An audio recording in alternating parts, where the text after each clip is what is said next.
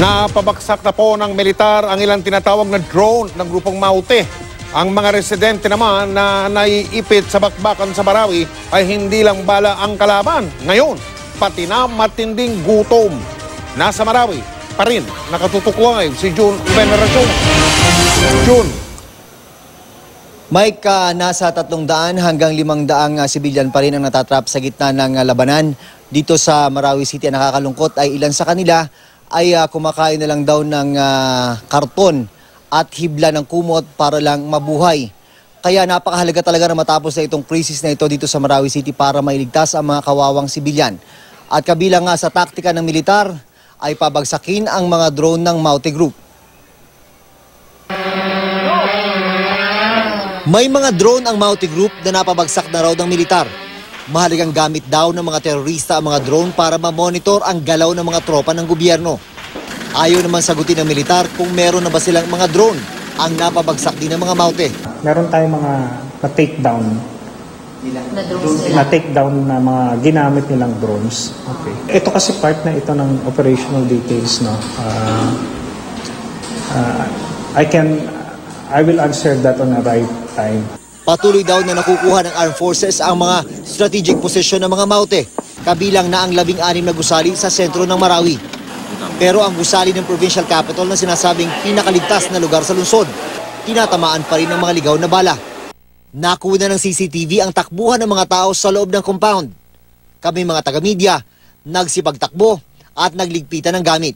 We hope na since nasa safe zone tayo, ay maramdaman talaga natin na talagang nasa safe zone tayo. So, if there are still loose firearms out there, no, I hope the military can really contain this issue because we cannot go on working like this under threat by bullets coming outside. Paliwanag ng militar, ang mga Maute ay nakapwesto paharap sa Kapitolyo sa layong 3 kilometro. Ang mga sundalo naman ay nakatalikod sa Kapitolyo. Yung Capitol is considered nasa line of sight siya ng enemy. So pag nagkaroon po ng exchange of firefight, ang tendency talaga is merong possibility na dumaan po ang bala within the vicinity of Capitol. Habang nagki-clearing operation, may tumama na ligaw na bala malapit sa tropa pero wala namang nasaktan.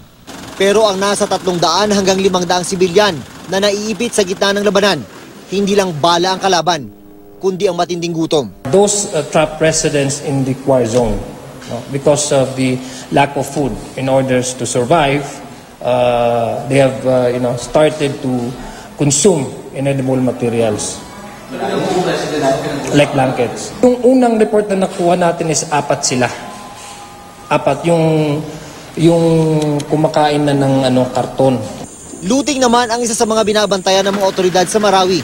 Ikinandado na ngayon ang lahat ng mga bahay at establishmento na nasa safe zone.